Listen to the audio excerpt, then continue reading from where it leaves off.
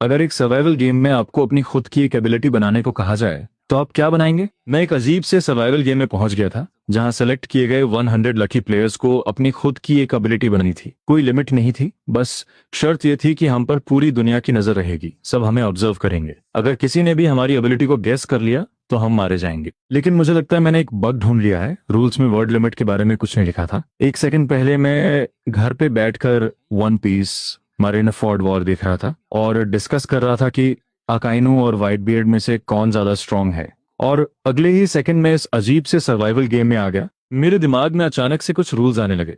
Rule 1, तुम्हें अपने लिए एक ऐसी एबिलिटी बनानी है जो सिर्फ तुम्हें पता हो। रूल 2, 100 लकी प्लेयर्स को सब लोग ऑब्जर्व करेंगे। जो भी ऑब्जर्वर किसी प्लेयर की एबिलिटी गेस कर लेगा उसे वो एबिलिटी बिना किसी कीमत के मिल जाएगी और असली प्लेयर मारा जाएगा।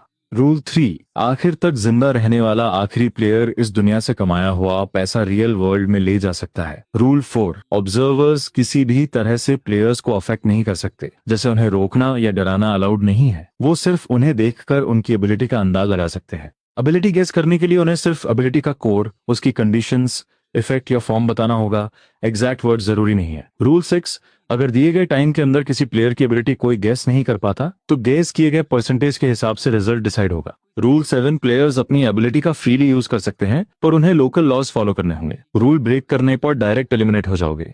रूल 8, अपनी एबिलिटी को हमेशा याद रखना। वर्ल्ड विल कभी भी वेरीफाई कर सकती है, अगर कोई प्लेयर अपनी एबिलिटी भूल गया तो उसे एलिमिनेट कर दिया जाएगा। बाकी सारे रूल्स तो मुझे समझ आ गए, पर आखिरी वाला थोड़ा अजीब था। रूल 9, आगे की अपडेट्स का वेट करें। ये रूल सुनकर मुझे लगा जैसे वो मुझे परेशान कर रहे हैं। हो सकता है वो कभी भी रूल्स चेंज कर दे। इस जेडेड गेम में मुझे रूल्स फॉलो करने ही थे, इसलिए मैंने जल्दी सोचना शुरू किया कि मैं अपनी एबिलिटी कैसे बनाऊं। मैंने आसपास देखा, मैं एक मॉडर्न पैरेलल वर्ल्ड में था।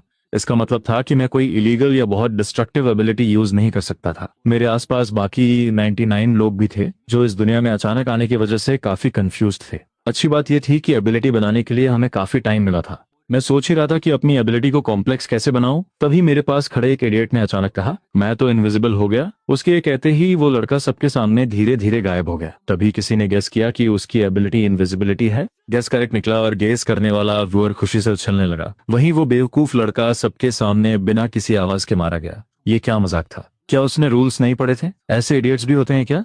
पहले प्लेयर की मौत के बाद बाकी सब लोग डर गए और उन्हें गेम की रियलिटी समझ आ गई। हमें किसी भी हाल में ऑब्जर्वर्स को अपनी एबिलिटी पता चलने नहीं देनी थी, लेकिन हम सब यहाँ बिना एक भी पैसे के आए थे, यहाँ तक कि हमारे पास रहने की जगह भी नहीं थी। और ऑब्जर्वर्स तो सभी लोग थे, हर वो इंसान जो हमें दिख रहा था। ये सोचकर ही डर लग रहा था। तभी मुझे एक आइडिया आया। एबिलिटी कितनी भी लंबी हो सकती है, बस मुझे वो याद रहनी चाहिए।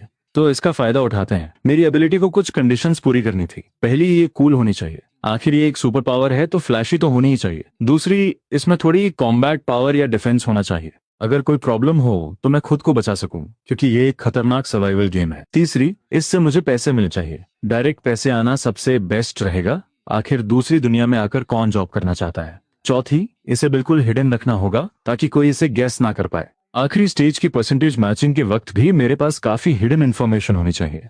और आखिर में मैं भी चाहता था कि लोग मुझे ऑब्जर्व करें, इसलिए मैंने अपनी एबिलिटी ये बनाई कि जब मैं अपने हाथों से कुछ अजीब हैंड साइंस बनाऊंगा और चिल्लाकर कहूंगा water release great waterfall jutsu, तो मेरी स्किन पर एक एब्सोल्यूट डिफेंस बन जाएगा, जो तब तक चलेगा जब तक मैं अगली बार वॉशरूम नहीं जाता। उसके बाद मेरी यूरिन में 00666 मिलीलीटर का इंक्रीज होगा। मेरे 5 बाल और 3 आईब्रोज गिर जाएंगे। 100 extra red blood cells metabolize होंगे। जैसे ही मेरे बाल और आईब्रोज जमीन पर गिरेंगे, इस दुनिया में रैंडमली 8 ई कोली बैक्टीरिया और 2 पैरामेसिन बन जाएंगे। जब वो 100 extra red blood cells metabolize हो जाएंगे तो आसमान में एक एक्स्ट्रा H2O मॉलिक्यूल बन जाएगा और मेरे बैंक अकाउंट में 99 लाख रुपए आ जाएंगे। मैं पहले ही किसामे के हैंड साइंस सीख लिए थे। इन ऑब्जर्वर्स को बस इसे समझने में ही काफी टाइम लग जाएगा। क्योंकि एबिलिटी यूज करने की कोई लिमिट नहीं थी तो मुझे इसे ट्राई करना ही था। मैंने जोर से water release great waterfall jutsu चिल्लाया। ये सुनकर मेरे आसपास के ऑब्जर्वर्स बहुत एक्साइटेड हो गए।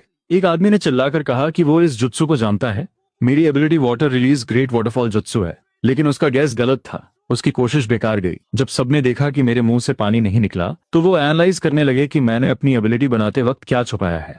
किसी ने गेस किया कि मेरी एबिलिटी बस हैंड साइंस बनाना है बिना पानी निकाले। किसी ने गेस किया कि हैंड साइंस बनाने के कुछ देर बाद पानी निकलता है। उन्होंने बहुत कुछ ट्राई किया पर कोई भी सही आंसर के आसपास नहीं था। मैंने उन्हें इग्नोर कर दिया। आखिर वो लोग मेरे एक्शंस को रेस्ट्रिक्ट नहीं कर सकते थे, बस मुझे पैसिवली ऑब्जर्व कर सकते थे। कुछ देर बाद बाकी बचे हुए प्लेयर्स ने भी अपनी एबिलिटी बना ली थी, लेकिन बुरी बात ये थी कि उनमें से कुछ छोटी लड़कियां और एक ओल्ड मैन थे जिन्हें एबिलिटीज के बारे में कुछ ज्यादा पता नहीं था। वो लोग कुछ खास नहीं बना पाए और लोगों ने जल्दी ही उनकी एबिलिटी गेस कर ली और वर्ल्ड विल ने उन्हें तुरंत एलिमिनेट कर दिया। एक लड़की थोड़ी स्मार्ट थी, उसने अपनी एबिलिटी बनाई कि उसकी प्रेजेंस इतनी कम हो जाएगी कि कोई उसे नोटिस नहीं कर पाएगा। लेकिन खराब किस्मत, इन ऑब्जर्वर्स ने पहले भी ऐसे बहुत से गैसिंग गेम्स खेले थे। भले ही उन्होंने उस लो प्रेजेंस वाली लड़की को नोटिस नहीं किया, पर उन्होंने लाइन से उन सभी एबिलिटीज के नाम लेना शुरू कर दिए जिनसे उन्हें पहले प्रॉब्लम होती थी, और उन्हीं में से एक उसकी रिड्यूस्ड प्रेजेंस वाली एबिलिटी थी। वो मारी गई। मैं और टाइम वेस्ट नहीं कर सकता था, मुझे जल्दी से एक वॉशरूम ढूंढना था क्योंकि मेरी एबिलिटी का सेकंड पार्ट अभी एक्टिवेट नहीं हुआ था। मुझे रात में रहने की जगह और अच्छा खाना भी चाहिए था। कुछ ही देर में बिगिनर जोन के कई प्लेयर्स मारे गए। इन ऑब्जर्वर्स के पास काफी एक्सपीरियंस था, उन्होंने तो हमारे एक एक मूव को एनालाइज करने के लिए प्रोफेशनल टीम्स तक बना ली थी। जो लोग एलिमिनेट हुए वो अपनी छोटी गलतियों की वजह से मारे गए। इन लोगों ने सब कुछ ट्राई कर लिया था, जैसे प्रेजेंस कम करना, गायब हो जाना या रूल टाइप की अजीब एबिलिटीज बनाना। हालांकि हम अपनी पसंद से कोई भी एबिलिटी बना सकते थे, पर वर्ल्ड विल के आगे कुछ भी रिडिकुलस एबिलिटीज काम नहीं कर रही थी। जैसे किसी ने बनाया कि एक हाथ का इशारा करने से वो रियल वर्ल्ड में वापस चला जाएगा, पर ये एबिलिटी फेल हो गई। या फिर इमॉर्टल होने की या ऐसी एबिलिटी जिसे कोई मार ना सके, वो भी काम नहीं की। सच तो ये था कि हम इस सर्वाइवल गेम के लिए बस टॉयज की तरह थे जिनके साथ वो खेल कर मजे ले रही थी। जो मासूम लोग इस बात को नहीं समझ पाए वो पहले ही मारे गए। मैंने आराम से वॉशरूम यूज किया और मुझे 99 लाख का बड़ा अमाउंट मिल गया। मेरे वॉशरूम जाने तक बाकी सभी प्लेयर्स ने भी अपनी एबिलिटी सेट कर ली थी। तभी एक नया रूल अनाउंस हुआ, सप्लीमेंट्री रूल। ऑब्जर्वर्स अब अपनी नॉर्मल लाइफ में वापस जाएंगे और वो किसी भी प्लेयर को वर्बली परेशान नहीं कर सकते। उन्हें अपना गैस सिर्फ अपने दिमाग में सोचना होगा। ये रूल मुझे काफी पसंद आया। सच कहूं तो दिन भर भीड़ के बीच रहकर बंदर जैसा फील हो रहा था। शुक्र है ने इंट्रोवर्ट नहीं था, वरना ये मौत से भी ज्यादा बुरा होता। पक्का किसी ने नोटिस किया होगा कि मेरे बैंक अकाउंट में 99 लाख रुपए आए हैं, पर उससे क्या ज्यादा से ज्यादा कोई ये गेस करेगा कि मैंने हैंड साइंस बनाए और मेरे अकाउंट में पैसे आ गए। लेकिन उनका गेस पूरी तरह गलत होगा। मुझे नहीं लगता कि कोई इतनी डिटेल में ऑब्जर्व कर पाएगा कि वॉशरूम जाने पर मेरे कितने बाल और आईब्रोज गिरे हैं। और मुझे अपने भूलने का भी डर नहीं था। सबसे मुश्किल पार्ट हैंड साइंस था और वो मुझे अच्छी तरह याद था। 0666। एक वेटरन गेमर होने के नाते मैं अपनी डेट ऑफ बर्थ 3 मई नहीं भूलूंगा। 5 बाल, 3 आईब्रोज, 5 + 3 यानी 8 कोलिबैक्टीरिया, 5 - 3 यानी 2 पैरामेशियम, 100 रेड ब्लड सेल्स के बदले 99 लाख रुपए और पानी का एक मॉलिक्यूल। ये परफेक्ट था। वॉशरूम से बाहर आने पर मैंने देखा कि जो प्लेयर्स जिंदा थे उन्होंने अपने अपने ग्रुप्स बना लिए थे। अपनी टेम्पररी सेफ्टी के लिए मुझे भी उनके साथ मिलना था। भीड़ में एक सूट और टाई पहना हुआ आदमी बोल रहा था। वो सबको एक दूसरे की हेल्प करने और मिलकर इस अजीब सिचुएशन का सामना करने के लिए कह रहा था। कुछ लोगों ने हाँ में हाँ मिलाई, पर ज्यादातर लोग बस चुपचाप देख रहे थे। सरवाइव करने के अलावा अभी हमारी सबसे बड़ी प्रॉब्लम ये थी कि रात में क्या खाएंगे और कहाँ रहेंगे। कुछ लोगों की एबिलिटी पैसे से रिलेटेड थी, पर ऐसी सिचुएशन में कोई यूज करना नहीं चाहता था। जितना ज्यादा यूज करेंगे उतना ज्यादा एक्सपोज होने का खतरा था। भले ही उन्होंने एबिलिटी कैसे भी बनाई हो, उसका कोई ना कोई क्लू जरूर मिल जाता। एक वक्त के खाने के लिए अपनी एबिलिटी एक्सपोज करना बिल्कुल वर्थ इट नहीं था, और रूल्स में भी लिखा था कि एंड में सिर्फ 8 बचेगा। इसलिए यहाँ सब एक दूसरे के दुश्मन थे। सूट वाले आदमी ने देखा कि प्लान उसके हिसाब से नहीं चल रहा है, तो वो सबको यूनाइटेड रहने के लिए फोर्स करने लगा, पर उसे कुछ खास सक्सेस नहीं मिली। तभी वहां एक ओल्ड मैन आया और उसने सिचुएशन को संभाला। उसने कहा कि कोई भी मरना नहीं चाहता, पर यूनाइटेड रहना बहुत मुश्किल है क्योंकि आखिर में सिर्फ एक बचेगा। उसने आइडिया दिया कि हम कुछ लोगों के ग्रुप्स बना लेते हैं ताकि अगर कोई मारे तो बाकी लोग उसके लास्ट वर्ड्स और चीजें वापस रियल वर्ल्ड में ले जा सकें। सबने कुछ देर सोचा और ज्यादातर लोग उस ओल्ड मैन की बात से एग्री हो गए। पर फिर एक प्रॉब्लम थी, सबके पास सिर्फ अपने पहने हुए कपड़े थे। कोई अपना नंबर तक शेयर नहीं कर सकता था। अगर आखिरी मैसेज भी लिखना हो तो किसी के पास पेन और पेपर नहीं था। इसलिए शो ऑफ करने का मौका मिलते ही मैंने आगे आकर कहा, सबके लिए एक एक फोन का इंतजाम मैं करता हूँ। सब कांटेक्ट में भी रहेंगे और आखिरी वर्ड्स लिखने में भी आसानी होगी। बाकी चीजें मैं हैंडल कर लूंगा। मुझे लगा कि मैं अभी सेफ हूँ और शो ऑफ करने में कोई प्रॉब्लम नहीं है। मेरे पास 99 लाख थे, मैं इससे कितने ही फोन्स खरीद सकता था। ज्यादा से ज्यादा मैं फिर से वॉशरूम चला जाऊंगा। मैं उन लोगों को अपने साथ एक मॉल ले गया जो लास्ट वर्ड्स छोड़ना चाहते थे। हमने कई फोन स्टोर्स खाली कर दिए, तब जाकर सबके लिए फोन्स पूरे हुए। जो लोग हमारे साथ नहीं मिलना चाहते थे वो चुपचाप वहां से चले गए और किसी ने उनकी परवाह नहीं की। अच्छी बात यह थी कि इस सर्वाइवल गेम में हमें पैसे नहीं दिए थे, पर हमारी आईडीज हमारे पास थी। सिम कार्ड्स का इंतजाम करने में थोड़ी मेहनत लगी। हमने 1012 अलग अलग ग्रुप चैट्स बनाए। आखिरकार हम लगभग सभी बचे हुए प्लेयर से जुड़ गए थे। ओल्ड मैन के स्मॉल ग्रुप्स बनाने के आइडिया को भी सबने फॉलो किया। 3-4 लोगों का ग्रुप बनाया गया ताकि सब एक दूसरे का ध्यान रख सके। मॉल में घूमते हुए मैं एक बार फिर वॉशरूम चला गया। सप्लीमेंट्री रूल, वर्ल्ड विल एक बड़ी स्क्रीन लगाएगा। प्लेयर्स की एबिलिटीज के बारे में जितने भी गेसेस होंगे वो स्क्रीन पर दिखेंगे। जो एबिलिटी पूरी तरह गेस हो जाएगी उसका प्लेयर एलिमिनेट हो जाएगा। इसके अलावा जिसका सस्पेशन प्रोग्रेस सबसे ज्यादा होगा और जिसकी इन्फो सबसे ज्यादा मैच होगी उसे रोज एलिमिनेट किया जाएगा। ये रूल आते ही आसमान में अचानक से एक बड़ी स्क्रीन आ गई। उस पर हम सबके नाम लिखे थे। सबसे नीचे उस इंसान का नाम था जिसकी एबिलिटी लगभग गेस हो चुकी थी। सबसे नीचे वाले इंसान की एबिलिटी टेलीपोर्टेशन थी और उसकी कंडीशन गेस कर ली गई थी। कंडीशन थी कि उंगली से इंग्लिश अल्फाबेट डी बनाना। उन्हें बस उसकी डिस्टेंस और ट्रैवल करने के मीडियम को पता लगा था। ये ऑब्जर्वर्स बिल्कुल हर जगह मौजूद हाई स्पीड कैमरास की तरह थे। उन्होंने सारा डेटा कलेक्ट कर लिया था। इस लड़के की एबिलिटी पूरी तरह से एक्सपोज होना बस कुछ ही टाइम की बात थी, जब तक कि वो अपनी एबिलिटी दोबारा यूज न करे। वो हमारे ही ग्रुप में था और उसका चेहरा डर से सफेद पड़ गया था। वो पूरी तरह पैनिक कर रहा था। स्क्रीन पर पीछे के नंबर्स वाले लोगों के चेहरे भी कुछ खास अच्छे नहीं थे। स्मॉल ग्रुप्स का प्लान इस बड़ी स्क्रीन के आने से पूरी तरह बिगड़ गया। कोई भी उस टेलीपोर्टेशन वाले लड़के लियू यांग के साथ ग्रुप नहीं बनाना चाहता था। ज्यादातर लोगों ने मेरे साथ ग्रुप बनाने की रिक्वेस्ट की और मेरी एबिलिटी को छुपाने में हेल्प करने का प्रॉमिस किया, क्योंकि मैं ही अकेला था जो फ्रीली पैसे खर्च कर रहा था। खाना पीना और जीना सबके लिए पैसे चाहिए थे। एबिलिटीज को पैसे में कन्वर्ट करने में वक्त लगता था, इसलिए रेडीमेड पैसे वालों को चुनना सबसे बेस्ट था। मैंने थोड़ा सोचा और आखिर में एक कूल लड़की, एक एनीमे फैन लड़के और एक हाई स्कूल के स्टूडेंट को अपने ग्रुप में लिया। मैंने उस ओल्ड मैन को भी इन्वाइट किया, पर उन्होंने पोलाइटली मना कर दिया। उन्हें लगा कि हम यंग लोगों के साथ उनकी एज गैप है, इसलिए उन्होंने अपने जैसे ओल्डर लोगों का ग्रुप बनाया। आखिर में मैंने उस टेलीपोर्टेशन वाले लियू यांग को भी अपने ग्रुप में ले लिया। मैंने उसे सलाह दी कि वो फिलहाल अपनी एबिलिटी यूज ना करे और उम्मीद करे कि दूसरे लोग ज्यादा गेस किए जाए ताकि वो जिंदा रह सके। लियू यांग खुशी खुशी मेरे ग्रुप में शामिल हो गया। उसने रोने वाली आवाज में कहा, अगर आप मुझे रखने को तैयार हैं। मैंने कहा, फालतू बातें बंद करो। जब तुम यहाँ हो तो ऑर्डर्स फॉलो करो, हम सब मिलकर जिंदा रहेंगे। बड़ी स्क्रीन पर मेरी रैंकिंग सेकंड थी क्योंकि मैंने कुछ डिटेल्स क्लियरली एक्सपोज कर दी थी। ऑब्जर्वर्स के पास काफी डेटा था, हैंड साइंस, जित्सु का नाम और वॉशरूम जाना। 99 लाख भी बहुत ज्यादा थे, फिर भी मैं सेकंड पोजीशन पर था। वो कूल लड़की लिन शुए नंबर 1 पर थी। एनीमे फैन लड़का चेन क्यांग 11th पर था। वो हाई स्कूलर लिू ईमो 16th पर थी और लिू यांग की तो बात ही छोड़िए, वो सबसे लास्ट पर था। पीछे के लोगों के नाम ग्रे थे। जो रैंक में नहीं थे उनका नाम लिस्ट में नहीं था क्योंकि वो एलिमिनेट हो चुके थे। मेरा नाम गोंग शेंग है। आज रात हम पहले अच्छे से खाएंगे और फिर एक आरामदायक जगह ढूंढेंगे। कल चाहे जो भी हो, आज रात हम इंसानों की तरह जिएंगे। पिछला नया रूल ऑब्जर्वर्स को हमारी लाइफ में इंटरफेयर करने से रोकेगा, जो एक बड़ी राहत थी। वरना खाते वक्त लोग आकर घेर लेते और बार बार चिल्लाते। हमने एक लग्जरी होटल ढूंढा और एक प्राइवेट रूम लिया। पैसे खर्च करने पर कोई कमी नहीं थी। ऑर्डर करते वक्त मैंने किसी अमीर इंसान का रोल बखूबी निभाया। मैंने सबसे एक्सपेंसिव डिश और सबसे अनोखी चीजें ऑर्डर की। मेरे लिए पैसे की कोई प्रॉब्लम नहीं थी। लगता था लिन शुए पिछली दुनिया में किसी अच्छे खासे घर से थी, क्योंकि उसके चेहरे पर कोई परेशानी नहीं दिख रही थी। चेन क्यांग और लियू यीमो नॉर्मल फैमिली से थे, इसलिए इस लग्जरी मील से वो काफी सरप्राइज्ड और खुश थे। लियू यांग ये बोर्ड पर आखिरी नंबर पे होने की वजह से डर के मारे खा भी नहीं खा पा रहा था। मैंने उसे एक पेन और नोटबुक दी और कहा, अगर कुछ पीछे छोड़ना चाहते हो या कोई मैसेज देना चाहते हो तो अभी लिख लो। हम में से कोई फरिश्ता नहीं है। हमारे साथ आने का पूरा मकसद यही था कि अगर कोई मरे तो उसके आखिरी अल्फाज रियल वर्ल्ड में वापस जाए। लियू यांग अभी भी हेजिटेट कर रहा था। हमने उसे मनाया नहीं, क्योंकि हम एक दूसरे को अच्छे से नहीं जानते थे। बस कुछ दूर का ही सफर था, इसलिए अपने बारे में सोचना बेटर था। लियू यांग ने चुपचाप नोटबुक रख ली और बिना कुछ कहे खाना खाने लगा। उसके कंपैरिजन में हम सब बहुत एंजॉय कर रहे थे। मैंने इस छोटे से ग्रुप की शुरुआत को सेलिब्रेट करने के लिए वाइन की एक बॉटल ऑर्डर की। चाहे मैं कितना भी कॉन्फिडेंट क्यों ना हूं, पर मैं इतना बेवकूफ नहीं था कि सोचूं कि मेरी एबिलिटी को कोई नहीं जान पाएगा। डर डर कर जीने से बेहतर है अभी अपनी एक्सिस्टिंग पावर के फायदे एंजॉय करना। एंड तक सरवाइव करना अच्छा था, पर अगर कोई एक्सपर्ट सच में मुझे हरा दे तो मैं भूखा मरने वाला भूत तो नहीं बनना चाहता था। होटल से निकलते ही सबने बिना सोचे आसमान की स्क्रीन पर देखा।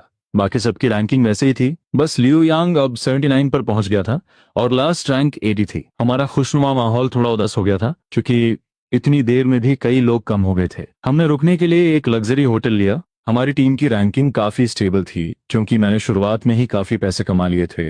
इसकी वजह से हमें अपनी एबिलिटी बार बार यूज करने की जरूरत नहीं थी। खासतौर पर मेरे अकाउंट बैलेंस और लीडर बोर्ड से लोगों के गायब होने के डर के कारण सभी ने मिलकर तय किया था कि वो अपनी एबिलिटी यूज न करेंगे। लेकिन बुरी बात यह थी कि ये सर्वाइवल गेम हमें आराम नहीं करने देगा। अगले दिन सुबह 8 बजे 79th प्लेयर को एलिमिनेट कर दिया गया। लिू यांग अब 73rd पोजीशन पर था। एक नया रूल आया, प्लेयर्स को हर दिन कम से कम 3 बार अपनी एबिलिटी यूज करनी होगी, वरना उन्हें एलिमिनेट कर दिया जाएगा। दोपहर के खाने के वक्त लिू यांग ने मुझे अपना नोटबुक दिया और बोला, बोंगशेन भाई, मुझे लगता है कि मैं आज का दिन पार नहीं कर पाऊंगा। इस नोटबुक में मेरे पापा का नंबर लिखा है। भाई, अगर आप बाहर निकल जाओ तो प्लीज उन्हें कॉल करना और ये नोटबुक उन्हें दे देना, और उनसे कहना कि उनका बेटा यूजलेस निकला और उनके बुढ़ापे का सहारा नहीं बन पाया। उसकी आंखों में आंसू थे। एक पल के लिए मुझे अचानक से दुख हुआ और मैं अपने छोटे से स्मार्ट प्लान पर शर्मिंदा महसूस कर रहा था।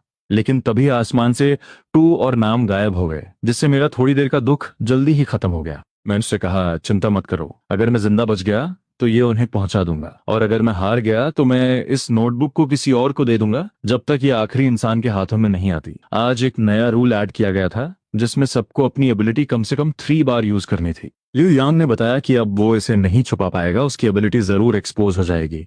खाना खाने के बाद वो मेरे साथ वॉशरूम गया। वो एक स्टॉल से दूसरे स्टॉल में टेलीपोर्ट हुआ, लेकिन अचानक वो चुपचाप टॉयलेट सीट पर गिर गया। इन जानवरों ने वॉशरूम में भी कैमरास लगा रखे थे। मैं चुप था और जब अकेला टेबल पे वापस आया तो सब समझ गए कि लिू यांग अब इस दुनिया में नहीं रहा। हमने इस शॉर्ट टर्म टीममेट की याद में एक और वाइन की बोतल ऑर्डर की। बड़ी स्क्रीन को ऑप्टिमाइज किया गया था। अब इसे आसमान में देखने की जरूरत नहीं थी, बस ऊपर देखने से सबके नाम दिख जाते। नामों के आगे 3 बॉक्सेस आ गए थे। मेरे बॉक्सेस में 2 टिक मार्क लग चुके थे, जिसका मतलब था मैंने 2 बार अपनी एबिलिटी यूज कर ली थी। चेन कियांग के नाम के आगे एक टिक था, उसने तभी अपनी एबिलिटी यूज की थी जब वो थोड़ी देर के लिए टेबल से उठा था। मुझे भी नहीं पता था कि उसकी एबिलिटी क्या है। लिू यिमो हमारे सामने कुछ सेकंड्स के लिए गायब हो गई थी, जिससे उसके आगे भी एक टिक आ गया था। लिन शुए के आगे तीनों बॉक्सेस टिक हो चुके थे। इस दौरान मुझे कोई अजीब बात नोटिस नहीं हुई। रात के खाने तक हम सबने अपना एबिलिटी यूज करने का टास्क पूरा कर लिया था, बिना प्राइस पे किए, और अनलिमिटेड टाइम्स एबिलिटी यूज करने का हिसाब बस मजाक था। अब सब सोचते थे कि काश उनके पास एबिलिटी ना हो और उन्हें कभी यूज ना करना पड़े। डर के मारे अब लीडर बोर्ड पर सिर्फ 57 नाम बचे थे, बाकी सारे ग्रे हो चुके थे। चैन कियांग मर गया था। वो गैस होने से नहीं मरा, बल्कि उसे एक दूसरे प्लेयर ने मार दिया था। तीसरे दिन एक और नया रूल ऐड किया गया। रूल ये था कि अगर कोई प्लेयर किसी दूसरे प्लेयर की एबिलिटी के बारे में पता लगा लेता है तो उसे 3 दिनों के लिए एब्सोल्यूट सेफ पीरियड मिलेगा, जो कंबाइन नहीं किया जा सकता। इसका मतलब था कि प्लेयर्स एक दूसरे पर अटैक कर सकते थे और उन्हें इस दुनिया के लॉज फॉलो करने की जरूरत नहीं थी।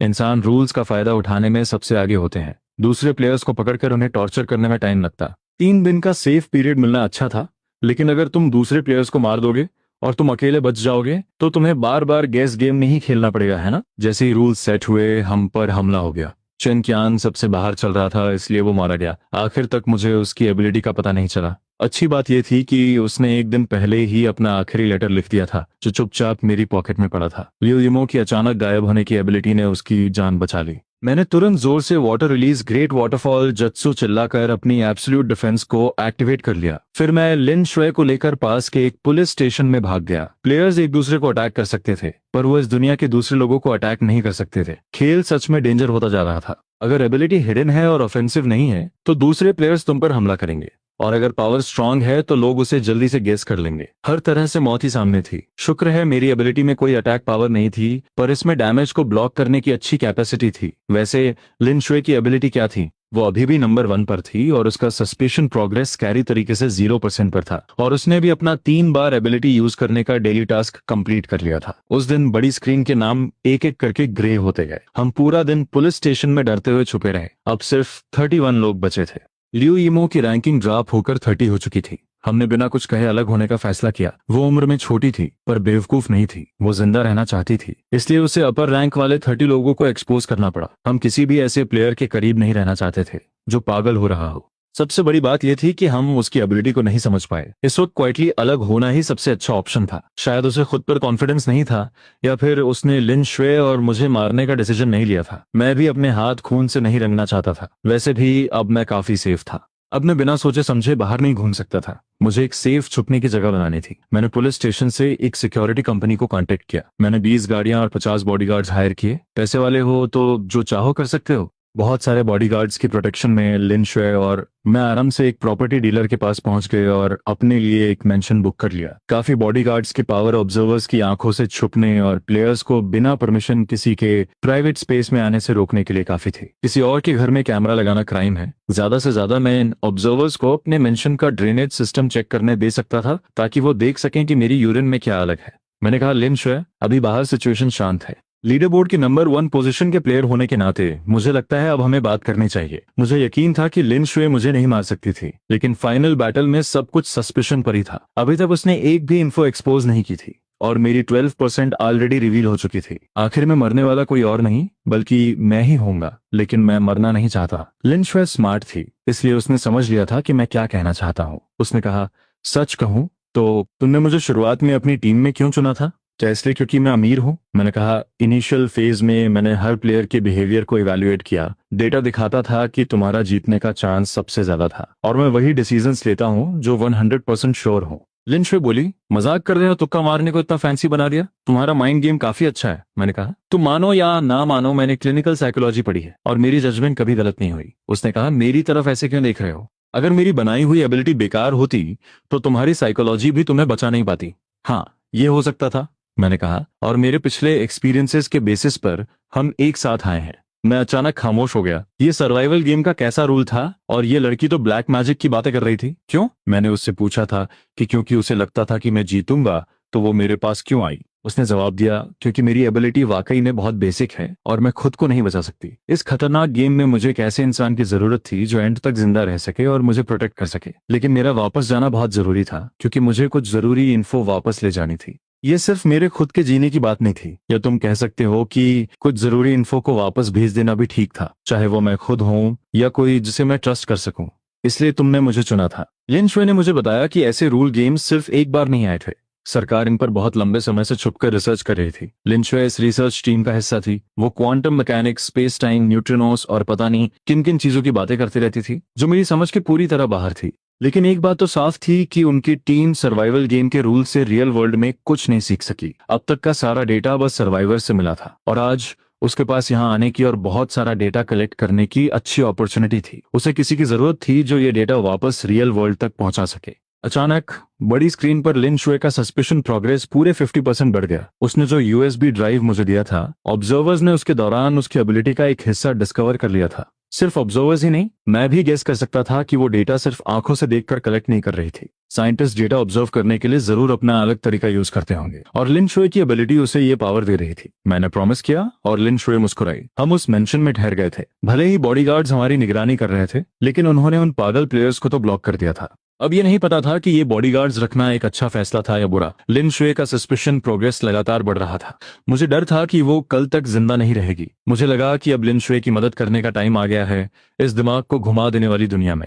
वो दोनों कपल लगते थे। इन गैसेस को चेक करके देखो, मुझे लगता है कि हम गैस कर सकते हैं। मैंने लिन शुए को एक पेपर दिया। इस पर मैंने एबिलिटीज के बारे में गैसेस लिखे थे। मैं उसके लिए 3 दिन का सेफ टाइम विन करना चाहता था। लिन शुए ने मजाक में कहा, हम मजाक कर रहे हो? ये सब क्या लिखा है? ऐसे मौत और जिंदगी के खेलों में कोई इतनी बेवकूफी भरी एबिलिटी क्यों बनाएगा? मैंने कहा, तुम स्मार्ट और कनिंग प्लेयर्स की दुनिया नहीं समझती हो। अगर तुम गैस करती रहोगी तो पक्का एक को तो सही से गैस कर ही लोगी। लिन शुए हिचकिचा रही थी, लेकिन मेरे दबाव डालने पर उसने आखिरकार गैस किया। क्या तुम अब आम सिचुएशंस के कंपैरिजन में 10% ज्यादा हवा अंदर ले सकते हो? गैस फेल हो गया। मैंने कहा, मुझे गैस मत करो, मैं वाटर रिलीज निंजा हूँ। मैंने तुम्हें लाइन से गैस करने को कहा था, मुझे स्किप कर दो। लिन शुए ने माफी मांगी। उसने गैस करना भूल गई थी। जब उसने 9वें प्लेयर का गैस किया तब उस प्लेयर का प्रोग्रेस 20% तक बढ़ गया। वही था। लिन शुए ने दोबारा हेजिटेशन के साथ पूछा, क्या हमें वाकई में ऐसा करना चाहिए? अगर हम सही निकले तो वो इंसान मर जाएगा। क्या हमें इसमें कोई प्रॉब्लम नहीं होगी? मैंने उसे यकीन दिलाया, मैंने तुम्हें उसे मारने के लिए कहा है। पूरी रिस्पॉन्सिबिलिटी मेरी होगी, इसका तुमसे कोई लेना देना नहीं है। इस मर्सीलेस गेम में इन सैक्रिफाइसेस की बड़ी कीमत है। लिन शुए ने गहरी सांस ली और बोली, मैं समझ गई, अब नेक्स्ट कैसे गैस करना है? मैंने कहा, पहले परसेंटेज सेट करो। लिन शुए ने गैस करना जारी रखा और हवा अंदर लेने का अमाउंट चेंज किया। नहीं, अभी गैस गलत था, इसलिए मैंने उसे और एडवाइस दी। बार बार ट्राई और मिस्टेक्स करने से दोपहर के खाने के वक्त उस इंसान का नाम ग्रे हो गया था और लिन शुए का नाम अचानक चमकने लगा। उसकी एबिलिटी हर सांस के साथ नॉर्मल से 3% ज्यादा ऑक्सीजन लेने की थी। मैं गिल्ट से भर गया था और लिन शुए का भी वही हाल था। फिर भी डेटा को ठीक से स्टोर करना जरूरी था। बड़े गोल को पाने के लिए अपने इमोशंस पर कंट्रोल करना एक मजबूरी बन गई थी। उसी रात लियू यीमो का नाम भी ग्रे कलर का हो गया और हमें नहीं पता था कि वो मारी गई है या किसी ने उसका अंदाजा लगा लिया था। मुझे अपने दरवाजे पर 30 से ज्यादा लास्ट लेटर्स और काफी चीजें मिली। इन लोगों ने आखिरी इच्छा का सारा बोझ मुझ पर डाल दिया था। इंसान कितने अजीब होते हैं ना। वो मुझ पर ट्रस्ट करते थे, लेकिन मुझे मारने का एक भी चांस नहीं छोड़ना चाहते थे। जब उन्हें ये रियलाइज होता कि वो मुझे मार नहीं सकते, तो वो ओपनली मुझ पर रिक्वेस्ट डाल देते। कुछ लोगों ने लास्ट मोमेंट पर किसी का मारा गया लास्ट लेटर मुझे ला कर दिया। लिन शुए अब एक एक्सटर्नल हार्ड ड्राइव यूज कर रही थी। उसकी प्रोग्रेस 3 दिन के सेफ टाइम की वजह से अभी भी 50% पर रुकी हुई थी। बाहर के प्लेयर्स सब पहले से भी ज्यादा कंफ्यूज हो गए थे, जिसे देखकर मैं हैरान हो गया था कि वो ओल्ड मैन जिसने शुरुआत में हम सभी को एक साथ रहने के लिए कहा था, वो अभी भी जिंदा था। तुम पूछोगे कि मुझे कैसे पता चला? बस इन्फो खरीदने के लिए पैसे देकर। जब दरवाजे पर बॉडीगार्ड्स मुझे देख रहे थे तो वो भी मुझसे एक्स्ट्रा पैसे कमा रहे थे, क्योंकि उन्हें भी अपनी दुनिया में जीना था ना। ब्लड प्रोटेक्शन पीरियड के लास्ट फेज पर बड़ी स्क्रीन काफी खतरनाक तरीके से शेक कर रही थी। कुछ अनलकी लोगों ने अपनी एबिलिटी को इतना कॉम्प्लेक्स कर दिया था कि वो उसे भूलने के कारण एलिमिनेट हो गए। सबसे इंपॉर्टेंट चीज एक मास्टर मैनिपुलेटर का निकल आना था। बॉडीगार्ड्स ने ये इन्फो दी कि उसकी एबिलिटी सेंसिंग पावर थी। वो किसी दूसरी एबिलिटी को काम करते हुए फील करके उसके असर, ताकत और प्रोसेस को समझ सकता था। ये लड़का शांत होकर डिटेल्स जमा कर रहा था, फाइनल स्टेज का वेट कर रहा था और एक बड़ा धमाका करने वाला था। क्योंकि सेफ्टी पीरियड कंबाइन नहीं हो सकते थे, इसलिए उसने लोकल लोगों को बता दिया। एक ही वक्त पर आधी लीडर बोर्ड गायब हो गई, लेकिन वो खुद ज्यादा सेफ नहीं था। उसका धमाका उसकी खुद की ताकत का दिखावा था। 3 दिनों का सेफ पीरियड उसकी मौत के दिन के पास होने जैसा था। उस सुबह जब लिन शुए का सेफ पीरियड खत्म हुआ, मेरे मेंशन पर 2 लोग आ गए। उनमें से एक वो ओल्ड मैन था और दूसरा सेंसिंग पावर वाला मास्टर मैनिपुलेटर था। अब लीडर बोर्ड में हम सिर्फ 4 ही थे। मास्टर मैनिपुलेटर का सेफ पीरियड 2 दिन का ही बचा था और वो सबसे सेफ था। ओल्ड मैन का सस्पेशन प्रोग्रेस भी 50% का था। लिन शुए ने मुझे हार्ड ड्राइव दे दी। हार्ड ड्राइव के साथ मुझे एक छोटा पीस ऑफ पेपर मिला, जिसमें यह लिखा था कि मेरी शक की ताकत ज्यादा तेज होती जा रही थी। उसकी एबिलिटी अब सीक्रेट नहीं रही। कुछ समय बाद बड़ी स्क्रीन मेरी तमाम इन्फो को डिस्क्लोज कर देगी, चाहे वो राइट नहीं थी। कल के बाद इसे डिलीट कर दिया जाएगा। मैंने उसे कहा कि मेरी मौत को सेफ दिन बनाए काफी थी और हर एक दिन की कीमत थी। मैंने एक बहुत महंगा डिनर ऑर्डर किया था और डिसीजन लिया, पहले हम खाना खाएंगे फिर देखते हैं। ओल्ड मैन ने स्माइल किया और एग्री किया। हाँ, इतना बड़ा काम भी खाने से जरूरी नहीं। क्या मैं नौजवान लड़के के साथ ज्वाइन कर सकता हूँ? मैंने ओल्ड मैन और उस मैनिपुलेटर को, जिसे जियांग फेंग कहा जाता था, उसे भी कॉल किया। ओल्ड मैन का नाम लिू जांगवो था। हम लोगों ने ठीक से खाना खाया और मैंने बॉडीगार्ड्स को ऑर्डर किया एक महजोंग टेबल बनाने के लिए। Water release great waterfall jutsu. हाँ, मैंने अपनी एबिलिटी का यूज डेली टारगेट को पूरा करने के लिए किया। इन द एंड इस कमरे में रहने वाले सिर्फ एक दुनिया ही थे। लिन शुए साइलेंटली वहां से जा चुकी थी। बिना ग्रेटिंग्स के मुझे उसके लिए अब भी सैड फील हुआ। ये साइंस की लेडी बदलकर एक ग्रे हेयर्ड मेसी बेदर जैसा ओल्ड मैन बन सकती थी। अगर आइंस्टीन भी यहाँ पर आता, मुझे कोई परवाह भी नहीं थी। जियांग फेंग का अभी सेफ पीरियड कंप्लीटली पास नहीं हुआ था, पर उसने अपनी जान खतरे में डाल दी थी। वो मुझ पर सेंसिंग एबिलिटीज को यूज नहीं कर पाता था, इसीलिए उसने अटैक किया। वो ये भूल गया था कि जुत्सु परफॉर्म करने के बाद मैं वॉशरूम नहीं गया था। उसका अटैक मुझ पर नहीं लगा, पर गलती से उसने उस छोटी लड़की को हर्ट कर दिया जो मेरी महजोंग टाइल्स मैनेज कर रही थी। लोकल लॉज फॉलो करने वाला रूल सेफ पीरियड रूल से ज्यादा इंपॉर्टेंट था और वो लड़की अभी माइनर थी। जांग फोंग वहीं इंस्टेंटली एलिमिनेट हो गया। मैंने और ओल्ड मैन ने पूरी रात चेस खेला, क्योंकि हम जानते थे कि अगले दिन रिजल्ट फोर्स रिवील हो जाएगा। उसकी प्रोग्रेस 50% थी, जो मेरी 22% से ज्यादा थी। पूरी रात चेस खेलने के बाद भी ओल्ड मैन बहुत शांत लग रहा था। इसका एक कारण यह भी हो सकता था कि मुझे आखिरकार उसकी एबिलिटी का पता चल गया था। ओल्ड मैन ने कहा कि अब उसे डर नहीं था कि इस दुनिया के लोग उसकी एबिलिटी के बारे में जान जाएंगे। आखिर ये सबसे बेस्ट एबिलिटी थी जो वो सोच सकता था। खाने के बाद 100 कदम चलने से 99 साल तक जीते हैं। उसकी 50% प्रोग्रेस का कारण उसके 100 कदम चलना ही था। मैं चुपचाप अपने बेड पे लेट कर वापस जाने का वेट करने लगा। मुझे उम्मीद थी कि सर्वाइवल गेम की वर्ल्ड विल अपना वादा पूरा करेगी और जो कुछ भी मैंने कमाया था वो मुझे अपने साथ ले जाने की। हार्ड ड्राइव ले जाना तो बस एक छोटी बात थी। मेरा बड़ा मेंशन और बैंक में रखे वो 2 बिलियन रुपए ज्यादा इंपॉर्टेंट थे, है ना? खुदा जाने मैंने कितनी बार हैंड साइंस बनाए थे। मेरी स्पीड काकाशी से भी ज्यादा तेज हो चुकी थी। मेरा ब्लैडर अब पूरी तरह खाली हो चुका था और मेरी कॉन्शियसनेस धीरे धीरे अंधेरे में जाने लगी। मुझे दूर से हवा की आवाज सुनाई देने लगी। आवाज करीब आती गई और मैंने ध्यान लगाया। आखिरकार मुझे वही आवाज सुनाई दी। सर्वाइवल गेम के रूल्स वर्ल्ड में तुम्हारा स्वागत है। मेरी आंखें बंद होने से 1 सेकंड पहले मैं सोच रहा था कि वो 2 बिलियन रुपए कैसे खर्च करूं। क्या मुझे मेंशन के पूल को हॉट स्प्रिंग में बदलना चाहिए? तभी सर्वाइवल गेम में स्वागत करने वाली वो आवाज मेरे दिमाग में किसी बम की तरह फटी। मेरे कान पूरी तरह सुन्न पड़ गए। क्या उन्होंने नहीं कहा था कि अगर तुम आखिर तक जिंदा रहे तो सब कुछ अपने साथ वापस रियल वर्ल्ड ले जा सकते हो? ये वर्ल्ड विल क्यों चीटिंग कर रही थी? मैंने एकदम से आंखें खोली। जो सीन मेरे सामने था वो उस मॉडर्न पैरेलल वर्ल्ड से पूरी तरह अलग था। वहां कोई शानदार मेंशन या बॉडीगार्ड्स नहीं थे। यहाँ तक कि जो हार्ड ड्राइव और बैंक कार्ड मेरी पॉकेट में थे उन्हें भी मैं नहीं ढूंढ पाया। मैं वही आम कपड़े पहना हुआ था जो मैंने अराइवल के पहले दिन पहने थे। एक ही अच्छी बात थी कि मेरी एबिलिटी की एक एक डिटेल मुझे याद थी। वो नंबर्स मेरे दिमाग में छपे हुए थे। मैंने अपना चेहरा पिंच कर देखा, दर्द ओरिजिनल लग रहा था। मैंने चारों ओर देखा, मैं एक बहुत बड़े गोल एरिना के बीचों बीच खड़ा था। एरिना का फर्श ठंडी और काली मेटल से बना था और चारों तरफ कई स्टैंड्स बने थे, और उन स्टैंड्स पर कोई व्यूअर्स नहीं थे। वहां सिर्फ ग्रे फॉग थी, और उस फॉग के पीछे से हजारों आंखें सीधे मुझे ही देख रही थी। हाँ, उनकी नजरें हम सब पर थी। इस अरीना में मेरे अलावा 11 और लोग भी खड़े थे। सबके चेहरे पर वही शौक, अलर्ट और जिंदगी मौत के खेल से बच निकलने की झलक थी। मुझे समझते देर नहीं लगी कि ये लोग मेरी तरह ही दूसरे अलग अलग सर्वाइवल गेम्स के विनर्स थे, और अब हम एक बार फिर से इस वर्ल्ड विल के लाए हुए दूसरे ट्रैप में फंस गए थे। और वैसा ही हुआ। अगले ही सेकंड पूरे एरिना में से एक ठंडी मैकेनिक आवाज आने लगी। ये रूल का अनाउंसमेंट बिल्कुल पिछली बार जैसा ही था, बस कंटेंट अभी थोड़ा ज्यादा सख्त था। Round 2 survival game, ability battle. Rule 1, सारे प्लेयर्स जो पिछले गेम्स के विनर्स हैं वो अपनी पिछली अनलॉक की हुई एबिलिटीज के साथ आएंगे। उन एबिलिटीज के कंडीशंस, इफेक्ट्स और प्राइसेस वैसे ही रहेंगे। वर्ल्ड विल फिर से एक वेरिफिकेशन करेगी। जो अपनी एबिलिटी भूल गया उसे डायरेक्ट एलिमिनेट कर दिया जाएगा। रूल 2, इस राउंड में कोई व्यू और गेस नहीं करेगा। प्लेयर्स को अपने सामने वाले एनिमीज को एबिलिटी बैटल्स के जरिए हराना होगा। रूल 3, बैटल में गेम वर्ल्ड के रिसोर्सेज का यूज करना होगा। रियल वर्ल्ड की कोई भी चीज यूज करना अलाउड नहीं है। रूल्स तोड़ने वालों को डायरेक्ट एलिमिनेट किया जाएगा। अरीना में रैंडमली रोल कार्ड्स रिफ्रेश होते हैं। जो इन कार्ड्स को उठाएगा वो टेम्पररी तौर पर एक स्पेसिफिक एबिलिटी चेंज कर सकता है। कार्ड्स के इफेक्ट्स को स्टैक नहीं किया जा सकता। रूल 5, इस राउंड में टीम्स बनाने पर कोई बैन नहीं है।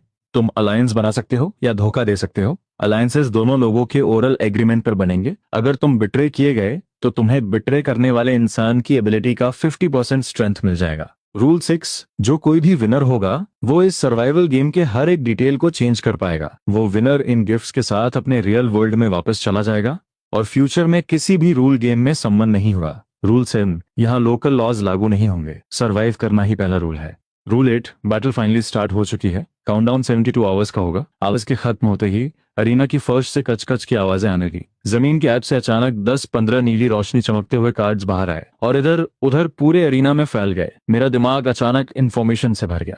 जो चीजें मैंने पिछले रूल गेम से हासिल की थी वो पूरी तरह गायब नहीं हुई थी। वर्ल्ड विल ने उन्हें कुछ वक्त के लिए लॉक कर दिया था। अगर मैं इस बैटल में एंड तक जिंदा बचा रहा तो मैं उन पैसों और हार्ड ड्राइव को दोबारा पालूंगा, बल्कि इस सर्वाइवल गेम पर भी काबू कर पाऊंगा। जहां तक लिंचवे की हार्ड ड्राइव का सवाल था, मैं अब समझ चुका था। उसने मुझे सिर्फ उस रूल गेम का रिसर्च डेटा नहीं, शायद वर्ल्ड विल की मिस्ट्री भी दी थी, लेकिन मैंने उसे देखा ही नहीं था। तभी एक ठंडी आवाज आई। ये वर्ल्ड विल हमें मोहरों की तरह इस्तेमाल करके खेल रहा है। ये बोलने वाला आदमी एक काला ट्रेंच कोट पहने था। वो अरीना के एक मेटल पिलर से टिका था। उसकी उंगलियों में एक तेज धार वाला चाकू था। उसने पूरे अरीना में सबको शक की नजरों से देखा। उसके शरीर से खून की महक आ रही थी। साफ था कि वो पिछले गेम में सिर्फ लोगों को मारकर ही जिंदा बचा था। एक 12-13 साल के बच्चे ने अपने होंठ चाटे और उन रूल कार्ड्स को घूरने लगा। उसकी आवाज तो मासूम थी, लेकिन उसमें एक क्रूरता थी। गेम कोई भी हो, जो आखिर तक जिंदा रहेगा वही बॉस होगा। ये सारे कार्ड्स मेरे हैं। इतना कहकर वो बच्चा बिजली तेजी से सबसे पास वाले कार्ड की तरफ भागा। उसके हिलते ही पास में खड़े एक भारी भरकम आदमी के हाथ अचानक बहुत बड़े हो गए। उसने बच्चे की पीठ पर जोरदार मुक्का मारा और चिल्लाया,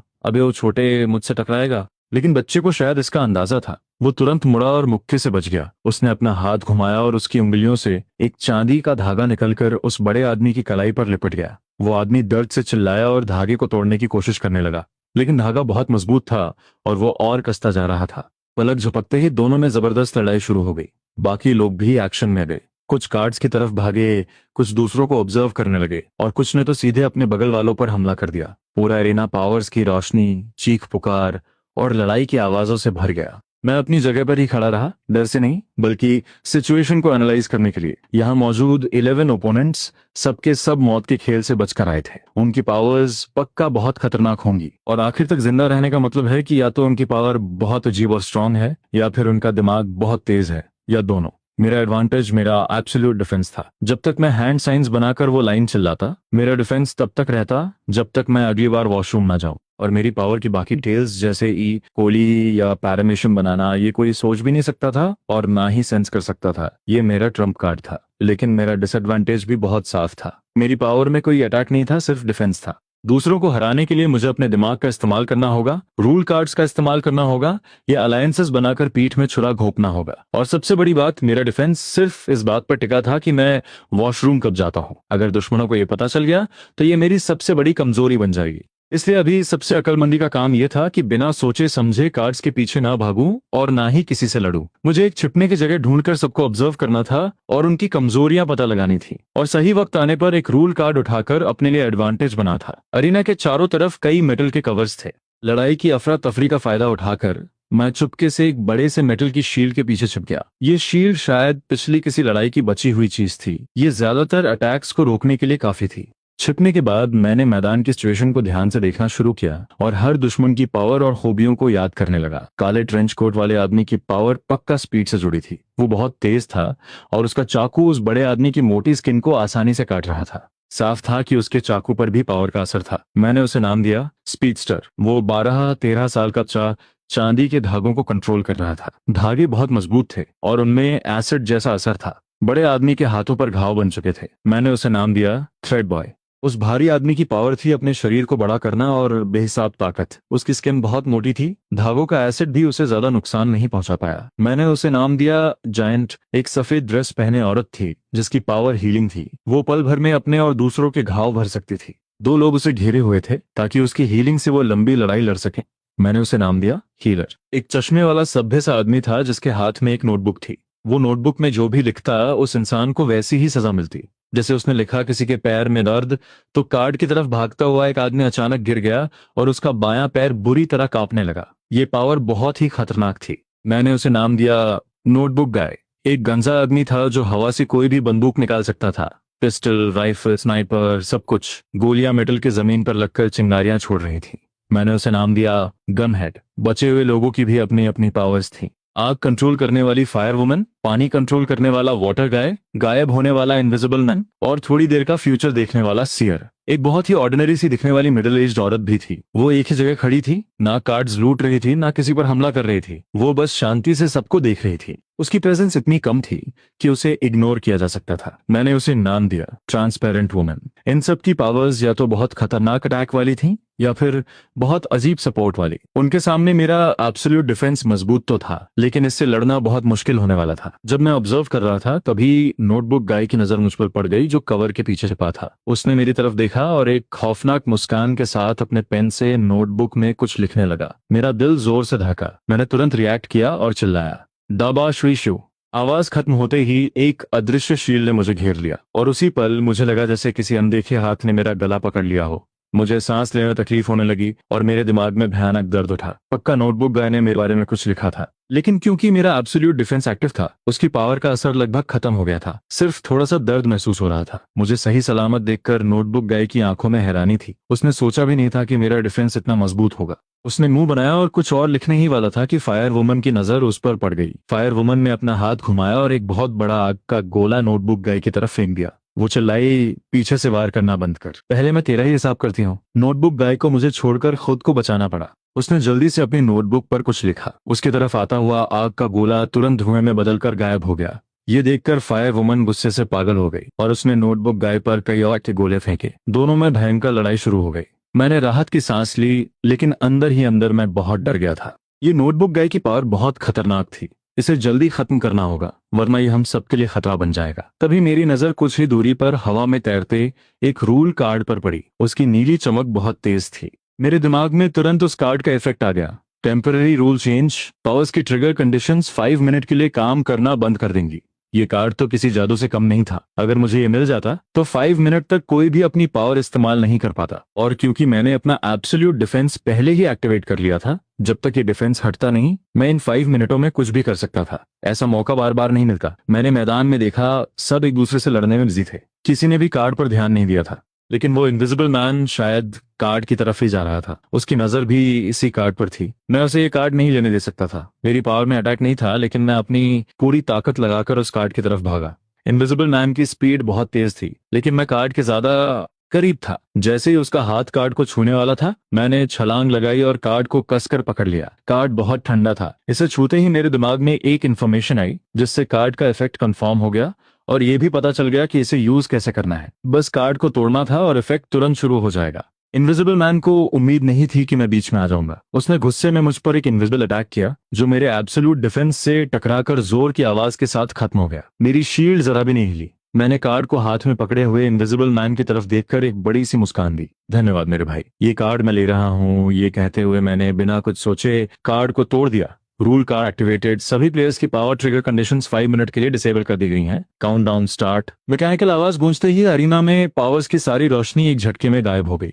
लड़ते हुए लोग अचानक अपनी जगह पर बुत बन गए। फायर वुमन का आग का गोला हवा में ही रुक गया और धुएं में बदल गया। वाटर गाय का पानी जमीन पर गिरकर बिखर गया। स्पीडस्टर का चाकू हाथ से छूटकर मेटल की जमीन पर खनकते हुए गिरा। जायंट के भारी भरकम हाथ पल भर में नॉर्मल हो गए और वो मोमेंटम की वजह से मुंह के बल गिर पड़ा। थ्रेड बॉय के चांदी के धागे टूटकर हवा में उड़ने लगे। हीलर की हीलिंग लाइट गायब हो गई और उसके साथ खड़े 2 आदमियों की प्रोटेक्शन खत्म हो गई। पास खड़े गनहेड ने उन्हें बिना मौका दिए वहीं ढेर कर दिया। नोटबुक गाय का पेन नोटबुक पर रुक गया। वो एक अक्षर भी नहीं लिख पाया। उसके चेहरे की वो खुशी पल भर में सुनहरे डर में बदल गई। गनहेड के हाथ से उसकी स्नाइपर गायब हो गई। वो हैरानी से वहीं खड़ा रह गया। सियर ने झटके से अपनी आंखें खोली। उसके चेहरे पर बस उलझन थी। ट्रांसपेरेंट वुमन अभी भी अपनी जगह पर खड़ी थी।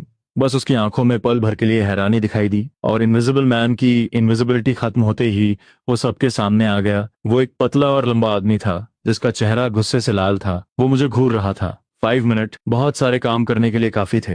मुझे पता था कि यही मेरा इकलौता मौका है। मुझे इन 5 मिनटों में कुछ खतरनाक दुश्मनों को खत्म करना ही होगा ताकि आगे जिंदा रहने का रास्ता साफ हो सके। मेरा पहला टारगेट नोटबुक गाय था। उसकी पावर बहुत खतरनाक थी। अगर उसे मौका मिला तो वो सबको आसानी से मार सकता था, इसलिए उसे खत्म करना सबसे जरूरी था। मैं उसकी तरफ भागा।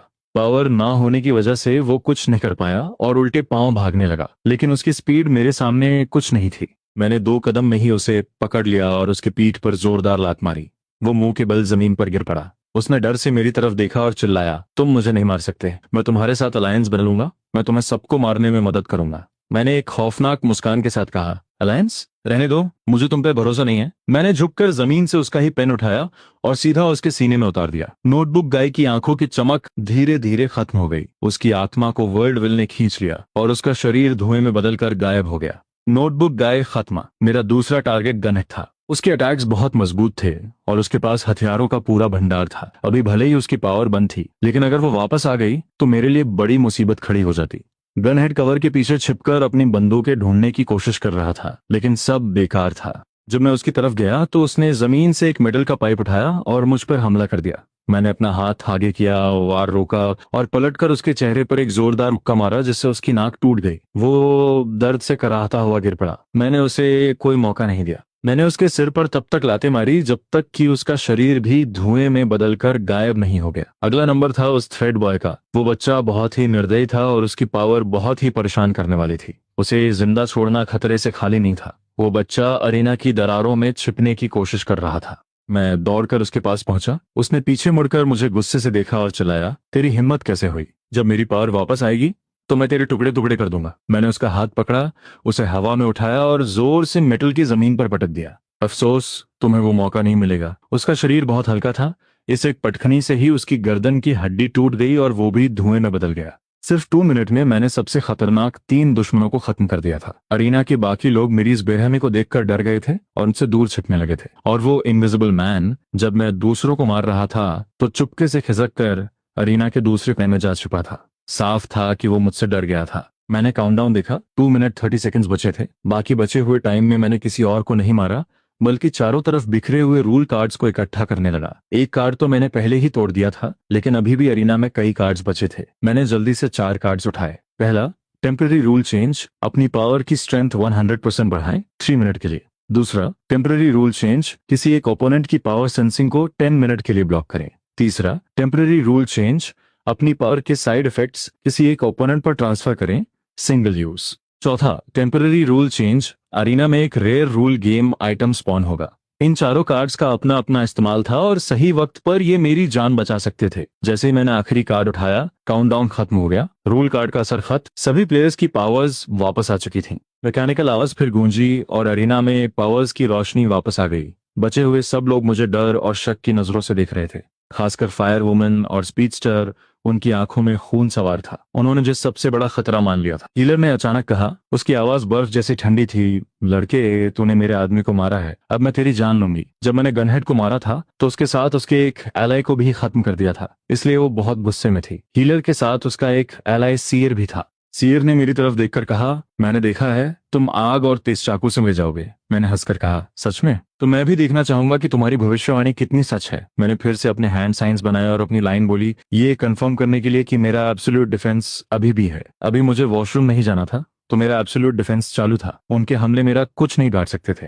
फायर वुमन ने अपना हाथ घुमाया और एक बहुत बड़ा आग का गोला मुझ पर फेंका। स्पीडस्टर पलक झपकते ही अपने चाकू के साथ मुझ पर टूट पड़ा। चाकू की धार चमक रही थी। साफ था कि उसने उस पर पावर लगाई हुई थी। पीछे से हीलर उन दोनों को हीलिंग सपोर्ट दे रही थी ताकि उन्हें चोट ना लगे। आग का गोला मेरे एब्सोल्यूट डिफेंस की शील्ड से जोर से टकराया, लेकिन शील्ड जरा भी नहीं हिली। स्पीडस्टर का चाकू शील्ड पर लगा और टिन की आवाज के साथ छिटक गया। उसके हाथ में जोरदार झंझनाहट हुई और वो पीछे हट गया। फायर वुमन के चेहरे पर हैरानी थी। ये कैसे हो सकता है? तुम्हारा डिफेंस इतना मजबूत कैसे? उसके आग के गोले इतने खतरनाक थे कि वो जायंट के मोटे शरीर में भी छेद कर सकते थे, लेकिन वो मेरी शील्ड को खरोंच तक नहीं मार पाए। मैंने अपना पावर स्ट्रेंथ 100% बढ़ाने वाला कार्ड निकाला और उसे तोड़ते हुए कहा, कुछ भी नामुमकिन नहीं है। तुम्हारी इन छोटी मोटी ताकतों से तुम मुझे मारना चाहते हो? उसी पर मुझे लगा कि मेरा एब्सोल्यूट डिफेंस और भी ज्यादा मजबूत हो गया है और मेरे दिमाग में एक और डिटेल आई, मेरी पावर के सारे साइड इफेक्ट्स भी 100% बढ़ गए थे। इसका मतलब था कि अब वॉशरूम जाने पर मेरा यूरिन 332 मिलीलीटर बढ़ेगा, 10 बाल और 6 भौहें गिरेंगी, 200 रेड ब्लड सेल्स मेटाबॉलाइज होंगे, 16 पॉलीबैक्टीरिया और 4 पैरामीशियम बनेंगे, 2H2 मॉलिक्यूल्स बनेंगे और मेरे बैंक अकाउंट में 1,980,000 आ जाएंगे। खैर, अभी इन सब के बारे में सोचने का वक्त नहीं था। मेरे हाथ में एक और कार्ड था, साइड इफेक्ट्स को किसी ओपोनेंट पर ट्रांसफर करना। मैंने अपना टारगेट फायर वुमन को चुना। मैंने कार्ड तोड़ा और मन में सोचा, मेरी पावर के सारे साइड इफेक्ट्स फायर वुमन पर ट्रांसफर हो जाएं। Rule card activated, side effects player fire woman पर ट्रांसफर कर दिए गए हैं। मैकेनिकल आवाज आते ही फायर वुमन का चेहरा पीला पड़ गया। उसके बाल और भौहें गुच्छों में गिरने लगे। उसने अपना सिर पकड़ा और दर्द से चिल्लाई, मेरा सिर दर्द से फटा जा रहा है। मेरे बाल इतनी तेजी से क्यों झड़ रहे हैं? मैं मन ही मन मुस्कुराया। यही तो मेरी पावर के साइड इफेक्ट्स थे। भले ही ये सुनने में छोटे लगे, लेकिन अचानक होने पर ये दुश्मन को बहुत परेशान कर सकते हैं, खासकर फायर वुमन को, जो अभी अपनी पावर यूज कर रही थी। इन साइड इफेक्ट्स की वजह से उसका फोकस टूट गया और उसका आग का गोला कंट्रोल से बाहर होकर सीधा स्पीडस्टर की तरफ जा लगा। स्पीडस्टर बच नहीं पाया। आग का गोला उसके हाथ पर लगा और वहां एक बड़ा सा छेद हो गया। वो दर्द से चिल्लाने लगा। हीलर ने उसे हील करने की कोशिश की, लेकिन मैंने एक मेटल का टुकड़ा उठाकर जोर से उसकी कलाई पर मारा। उसकी हीलिंग लाइट वहीं गायब हो गई। इसी मौके का फायदा उठाकर मैं उनकी तरफ दौड़ा।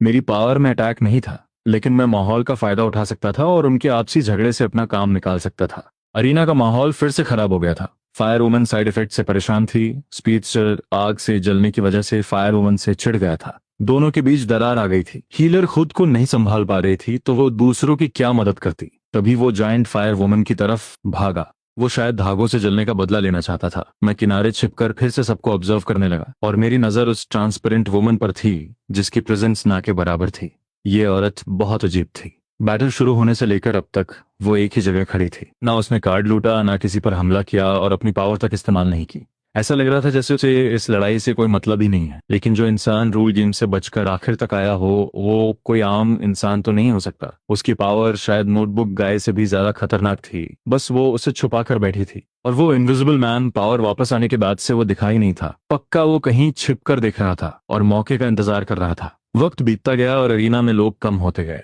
जायंट ने फायर वुमन को मार दिया, लेकिन फिर स्पीडस्टर ने पीछे से आकर उसे मार दिया। जायंट को खत्म करने के बाद स्पीडस्टर हीलर और सीयर से भिड़ गया। तीनों बुरी तरह जख्मी हो गए और आखिर में इनविजिबल मैन ने छिपकर उन तीनों को मार दिया। उन्हें मारने के बाद इनविजिबल मैन मेरी तरफ आ ही रहा था कि अचानक ट्रांसपेरेंट वन ने ही हमले में उसे ढेर कर दिया। उसे बचने का कोई मौका ही नहीं मिला। कुछ ही घंटों में अरीना के 11 ओपोनेंट्स में से सिर्फ मैं और ट्रांसपेरेंट वुमन ही बचे थे। 72 आवर्स के काउंटडाउन में अब 48 आवर्स से भी कम टाइम बचा था। अरीना में सन्नाटा छा गया था। सिर्फ मेटल की ठंडी जमीन, बिखरे हुए रूल कार्ड्स और पावर्स के निशान बचे थे। ट्रांसपेरेंट वुमन आखिरकार अपनी जगह से हिली। वो धीरे धीरे मेरी तरफ आ रही थी। उसके चेहरे पर अभी भी वही शांत मुस्कान थी, जैसे वो बस टहलने निकली हो। उसने बोलना शुरू किया। उसकी आवाज बहुत मीठी थी, लेकिन उसका ऑरा बिल्कुल अलग था। तुम बहुत स्ट्रांग हो, मेरी सोच से भी ज्यादा स्ट्रांग। मैंने उसे देखा, मेरे अंदर सावधानी भरी थी। तुम भी कम नहीं हो। इतनी देर छिपने के बाद आखिरकार तुमने हाथ आजमा ही लिया। सच सच बताओ, तुम्हारी पावर क्या है? अब कुछ मत छुपाओ। अब हम दोनों ही बचे हैं। नाटक करने की कोई जरूरत नहीं है। वो मुझसे 10 मीटर दूर रुक गई। उसने अपने माथे से बाल हटाए और धीरे से बोली, मेरी पावर बहुत सिंपल है, इसे जीरो प्रेजेंस कहते हैं। गेम शुरू होने से लेकर अब तक तुमने नोटिस किया होगा कि किसी का ध्यान मुझ पर नहीं गया, और अगर गया भी तो वो तुरंत भूल गए। मेरी पावर ट्रिगर होने के बाद सब मुझे खुद ही इग्नोर कर देते हैं। अगर मैं उनके सामने भी खड़ी रहूं तो उन्हें लगेगा जैसे मैं कोई हवा हूं। मेरा दिल धक से रह गया, मुझे यही लग रहा था। ये पावर बहुत खतरनाक थी। जीरो प्रेजेंस का मतलब था कि वो कभी भी कहीं भी जाकर किसी पर भी छिपकर हमला कर सकती थी और उसे भनक तक नहीं लगती। इनविजिबल मैन भी इसीलिए मारा गया था क्योंकि उसने उसे इग्नोर कर दिया था। मैंने तुरंत पूछा, तो फिर तुमने अब जाकर अपना राज क्यों खोला? उसने बड़ी शांति से कहा, क्योंकि पहले जरूरत नहीं थी। जब बाकी सब जिंदा थे तो मुझे बस खुद को छुपा कर रखना था और सही वक्त का इंतजार करना था। और क्योंकि तुम मुझे नोटिस कर चुके थे और याद भी रखे हुए थे तो मेरा छिपना बेकार था। अब मुझे समझ आया, उसकी पावर की भी एक कमजोरी थी।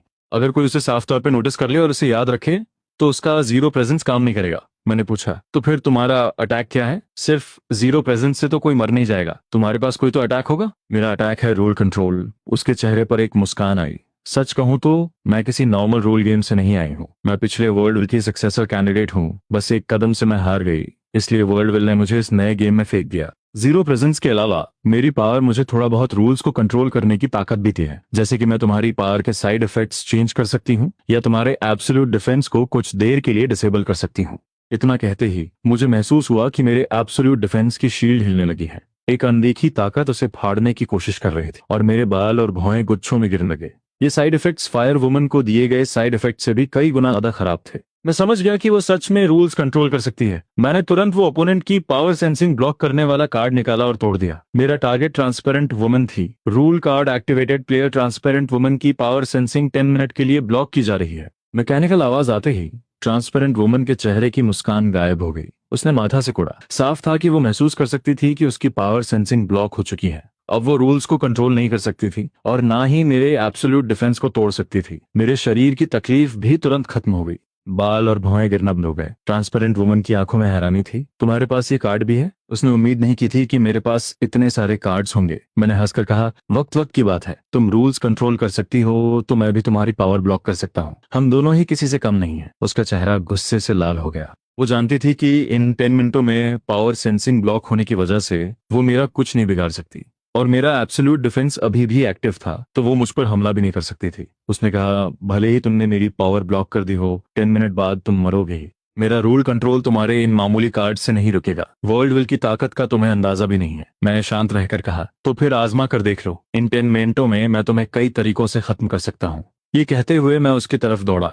मेरी पावर में अटैक नहीं था, लेकिन मेरे पास अभी भी rare rule game item spawn करने वाला कार्ड था। मैं इस कार्ड से कोई अटैक वाला वेपन निकालकर इसे खत्म कर सकता था। मुझे अपनी तरफ आते देख वो उल्टे पांव भागी। उसकी स्पीड बहुत तेज थी, शायद उसे भी स्पीड की कोई पावर मिली हुई थी। मैं उसके पीछे भागा और साथ ही मैंने वो रेयर आइटम वाला कार्ड भी तोड़ दिया। Rule card activated. अरीना में रूल गेम का rare item power boost sword spawn किया जा रहा है। पावर बूस्ट सॉर्ड इस्तेमाल करने वाले को कुछ टाइम के लिए अटैकिंग पावर देगी। ये तलवार किसी भी पावर शील्ड को काट सकती है। Duration 10 minutes. आसमान से सुनहरी रोशनी वाली एक लंबी तलवार अरीना में गिरी, बिल्कुल मेरे सामने। मैंने झपट कर तलवार पकड़ ली। तुरंत मुझे महसूस हुआ जैसे एक बहुत बड़ी ताकत मेरे शरीर में भर गई हो। मेरे हाथ से एक सुनहरी तलवार की रोशनी निकली। ये रोशनी किसी भी पावर शील्ड को काटने के लिए काफी थी। मेरे हाथ में पावर बूस्ट सॉर्ड देखकर ट्रांसपेरेंट वुमन का चेहरा डर से सफेद पड़ गया। उसे समझ आ गया था कि इस बार उसे टक्कर का इंसान मिला है। उसने भागना छोड़ दिया और मेरी तरफ मुड़ी। वो इन 10 मिनटों में मेरे कार्ड के ब्लॉक को तोड़ने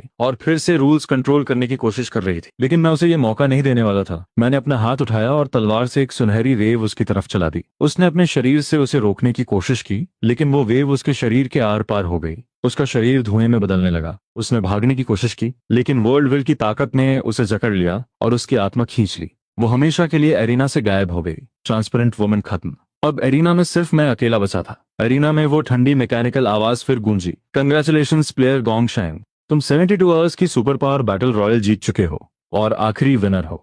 वर्ल्ड विल सक्सेसर के राइट्स अनलॉक कर दिए गए हैं। ऑप्शन 1, वर्ल्ड विल के सक्सेसर बनो, सारे रूल गेम्स को कंट्रोल करो और सब रूल्स बदल दो। ऑप्शन 2, अपनी सारी दौलत के साथ रियल वर्ल्ड में वापस जाओ और तुम्हें कभी दोबारा रूल गेम में नहीं बुलाया जाएगा। मेरे दिमाग में भी ये दोनों ऑप्शंस आ रहे थे। वर्ल्ड विल का सक्सेसर बनना और सारे रूल गेम्स कंट्रोल करना, ये बहुत ही टेम्पटिंग लग रहा था। सबसे बड़ी ताकत हासिल करना, हर रूल को बदलने की ताकत, दोबारा कभी रूल गेम में बुलाए जाने का डर ना होना और दूसरों की जिंदगी और मौत पर कंट्रोल होना।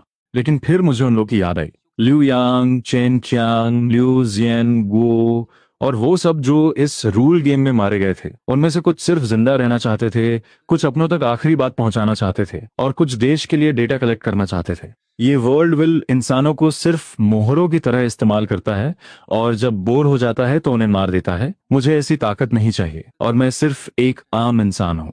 यहाँ आने से पहले मैं बस घर पे बैठकर मरीनफोर्ड आर्क देख रहा था और ये डिस्कस कर रहा था कि अकाइनू और व्हाइट बियर्ड में से कौन ज्यादा ताकतवर है। मुझे सिर्फ अपनी दौलत लिन शुए की हार्ड ड्राइव के साथ रियल वर्ल्ड में वापस जाकर एक आराम की जिंदगी जीनी है और साथ ही लिन शुए का सपना पूरा करना है। ये रिसर्च डेटा उसकी टीम तक पहुंचाना है ताकि वो इस रूल गेम का राज खोल सकें और लोगों को इसमें फंसने से बचा सकें। इसलिए बिना कुछ सोचे मैंने ऑप्शन 2 चुना। मैं रियल वर्ल्ड में वापस जाना चाहता हूँ। Choice confirmed.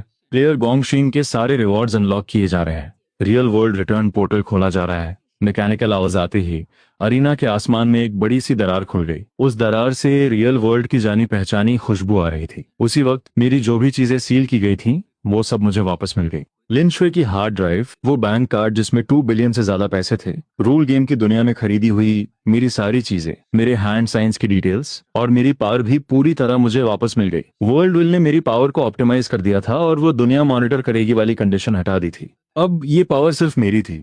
अब मुझे कोई डर नहीं था कि कोई इसे गेस कर लेगा और मैं मर जाऊंगा। मैंने पीछे मुड़कर उस ठंडे एरिना को देखा। मैंने उन ओपोनेंट्स को देखा जो इस लड़ाई में मारे गए थे। मेरे अंदर बहुत सी फीलिंग्स चल रही थी। रूल गेम कभी कोई गेम नहीं था, ये मौत का खेल था। जो लोग जिंदा बचे थे वो दूसरों की लाशों पर चढ़कर ही यहाँ तक पहुंचे थे। मैंने पोर्टल की तरफ कदम बढ़ाया। मेरे पीछे वो दरार धीरे धीरे बंद होने लगी और अरीना का नजारा गायब हो गया। उसकी जगह जानी पहचानी शहर की सड़कों, गाड़ियों के हॉर्न और लोगों की भीड़ ने ले ली। मैं आखिरकार वापस आ गया था। मैं रियल वर्ल्ड में वापस आ गया था। मैंने नीचे अपने कपड़ों को देखा। वो वापस उन्हीं कैजुअल कपड़ों में बदल गए थे जो मैंने यहाँ आने से पहले पहने थे। मेरे हाथ में लिन शुए की हार्ड ड्राइव थी। मेरी जेब में वो 2 बिलियन वाला बैंक कार्ड था और मेरी पावर अभी भी मेरे दिमाग में बिल्कुल साफ थी। मैं सड़क किनारे एक कन्वीनियंस स्टोर पर गया और एक पानी की बोतल खरीदी। मैंने स्टोर की डिजिटल घड़ी पर टाइम देखा। ये बिल्कुल वही टाइम था जब मैं ट्रांसमाइग्रेट हुआ था। 1 मिनट 1 सेकंड का भी फर्क नहीं था। ऐसा लग रहा था जैसे रूल गेम की दुनिया में बिताया गया वो सारा वक्त बस एक सपना था। लेकिन मेरे हाथ में मौजूद हार्ड ड्राइव, बैंक कार्ड और मेरे दिमाग की पावर चीख चीख कर कह रही थी कि वो सब सच था। मैंने अपना फोन निकाला। उसमें अभी भी बैटरी थी। मैंने वो फोन नंबर डायल किया जो लिन शुए ने हार्ड ड्राइव के साथ छोड़ा था।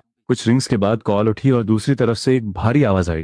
हेलो, कौन? मैंने कहा, मैं गोंगशिन हूँ, लिन शुए का दोस्त। उसने मुझे कुछ रिसर्च डेटा आप लोगों तक पहुंचाने को कहा था। दूसरी तरफ कुछ देर सन्नाटा रहा, फिर एक एक्साइटेड आवाज आई।